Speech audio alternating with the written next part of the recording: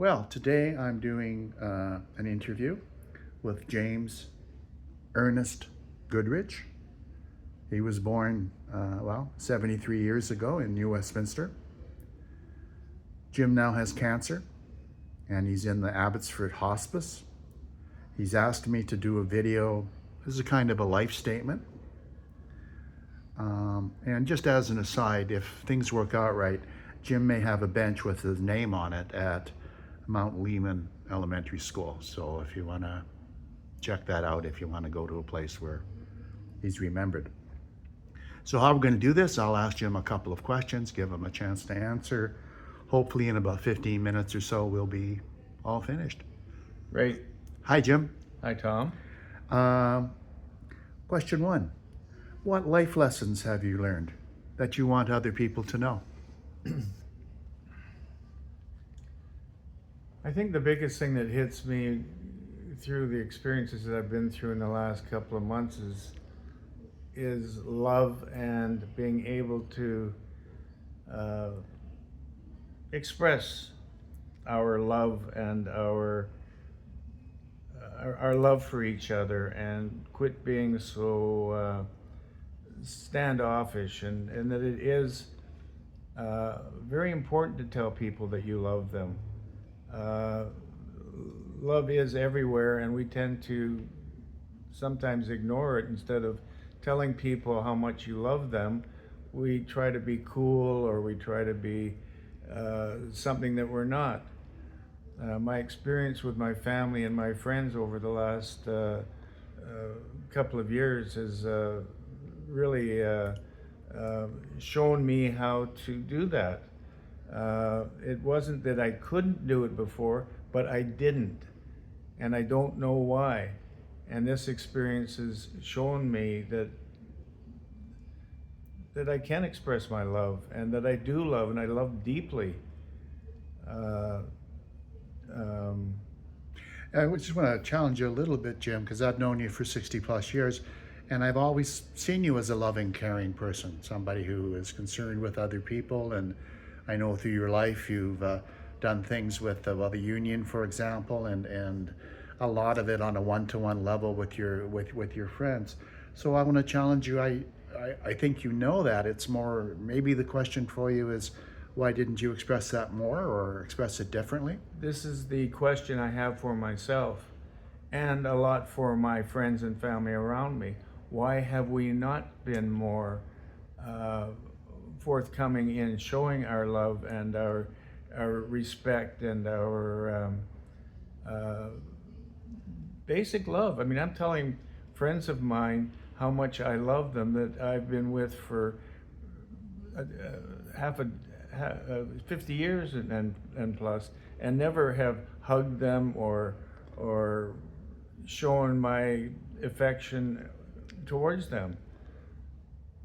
So it has something to do with cancer teaching you that, or how come now? Why now? That's a very good question. And why now? I think there's been an awakening within me. I hope this awakening continues on with my family and friends and everything, because it's not that hard to say to somebody, I love you, I respect you,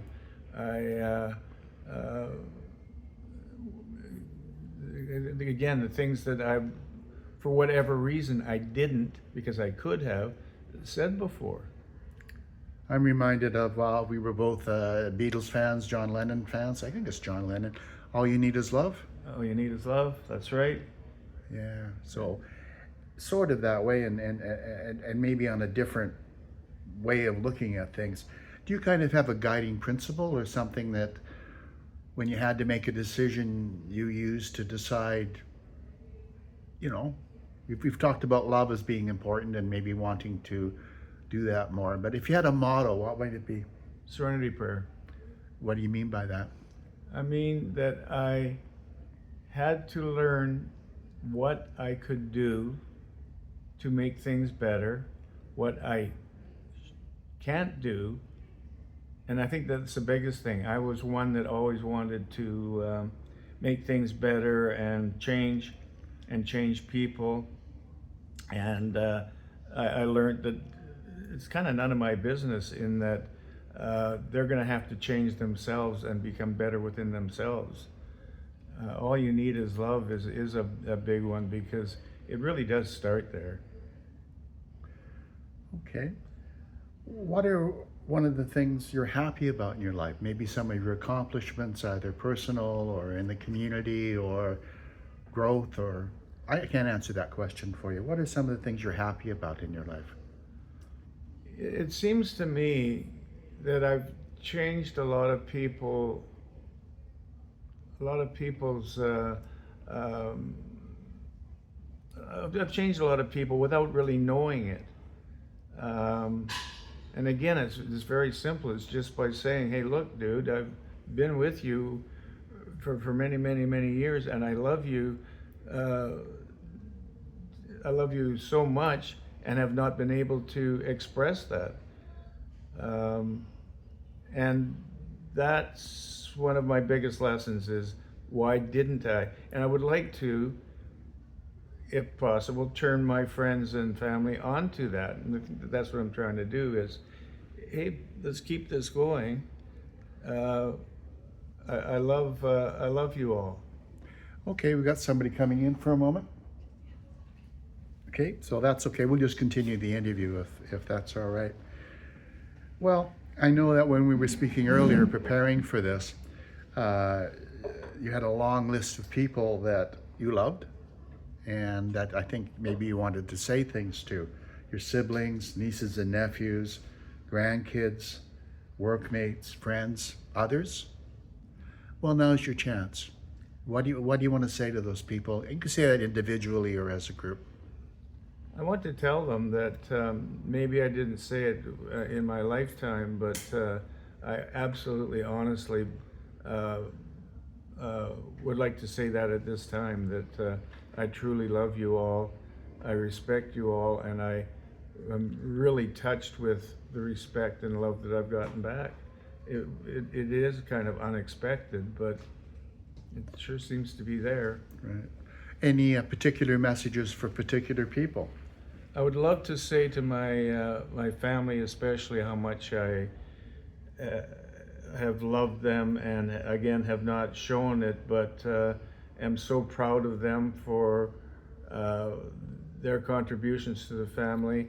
Hopefully they will keep it going, and to remind them that they have a tremendous family that's there. It's there for them to keep it going. I had a party a couple of weeks ago with a lot of friends there, and they were all saying the same thing: let's keep this going. So it's just a matter of keeping it going. When you say it, what do you mean? I mean, the positive feelings I feel towards people, love. Let's go up and say, "Hey, look, dude, I respect you and I love you," even though I haven't said that very often or often enough. And I do. I can now say how much I do care for you and how much you've impacted my life to the positive. Right.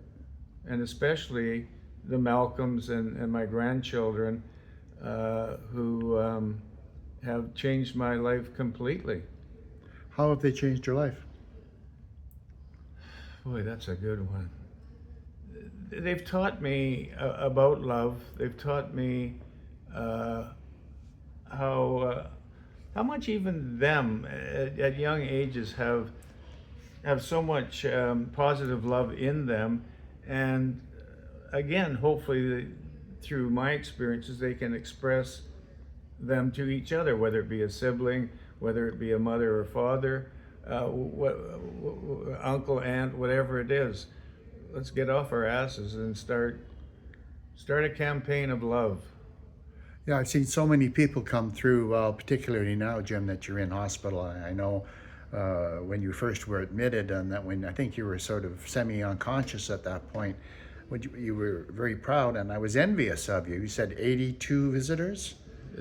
70, an awful lot of people came to visit me. I expected a half a dozen people to come and see me when I was in coma, and found out that there was more like 70 people. And it really kind of blew me away that I had influenced that many people. I think that we do influence people without really knowing that we are, and to keep it going. Just be yourself, and show your love and your side of things. We don't have to argue about things. We can understand what each are saying without getting into arguments and negative feelings. And I think that that's another thing through my alcoholism, that I was a very negative teenager and child. And through AA especially, have worked through that, have realized that I can change, and I can change people, and I believe I have. I think that that it's shown how many people have come to visit with me, that that's the truth. It's show me what you can, or don't just walk the walk. Well, we've got a few more minutes. Is there anything else you'd like to say? Is there any questions that I should have asked you that I didn't? There's probably an awful lot that I will think about in time, but I think you've done a very good job, as you always have. It gives me an awful lot of food to process. That it makes me think. I've always wanted to be deeper in my emotional thinking, and this whole experience has done that. And by you putting that camera in front of me, it's kind of made me acknowledge that those are my feelings, those are my beliefs, those are my people, and I love them dearly. Yeah, well, that's the notion, I think, of a testimonial, giving witness, giving testimony about your life and the things that are important. The message that you've given me in the last 10 or 15 minutes has been that love is very, very important, and your advice to other people is don't forget that. Love each other, especially in your family, especially with people that are close to you. Yes. Well, Jim, anything else to say? Not at this moment, Tom, but you sure made me think. Well, Jim, I want to say to you that I am very happy that you're my friend, been a lifelong friend, 60 plus years. We've been through a lot of ups and downs together. You sure taught me a lot about love, but about friendship, about being there for others, giving to others. I know we've spoken before, and I've always seen you as a very giving person who is concerned about others. I also saw that in your politics, where you took the side of the underdog, helped people in the union context get ahead and survive what must have been some pretty deadening workplace experiences for you. And Jim, I just want you to know that I believe, and I think all of the 70 plus people that visited you think the world is a better place because you were in it. It's extremely kind, Tom. I hope so. Yeah. So very, very kind. So love you, Jim, and adios, amigo. Love you too, Tom.